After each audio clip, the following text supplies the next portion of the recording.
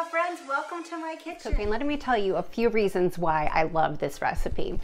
For one, it uses ingredients that I almost always have in my pantry, so it's really become a go-to for our family. For two, it's a quick bread, so it's, well, quick. But it doesn't have any yeast in it, so it doesn't need any time to rise, meaning you can get this turned around and into the oven in about 15 minutes. So let's go ahead and get started with this quick bread. I'm gonna walk you through how you can make this because it's an awesome treat for your family or to drop by to neighbors' houses as gifts. To start out, we're gonna cream some butter, 1 stick of butter, and a cup of sugar in our mixer.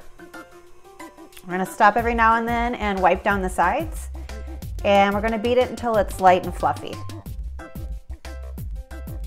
Once the mixture is light and fluffy, go ahead and add your eggs one at a time and beat until those are incorporated.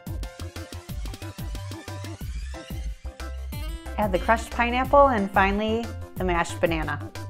At this point, you're gonna look at the mixture and think it looks pretty darn gross, and I totally agree.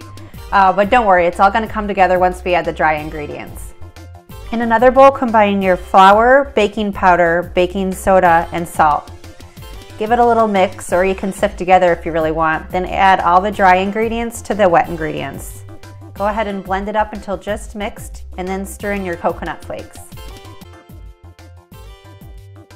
Let's talk about the coconut that we're using. I like to use unsweetened coconut. These happen to be coconut chips. Basically, they're just shavings of coconut. There's nothing added to them. This is going to give you a really mild coconut flavor, and I'm not a huge coconut lover, so for me, this is a great thing. But if you are crazy for coconut, if you like things to be just a little bit on the sweeter side, then you're probably familiar with this, which you've seen at the store, which are sweetened coconut flakes. I say use whatever's in your kitchen. There's no use in running out to buy an ingredient that you may only need every now and then. It's smelling good in here.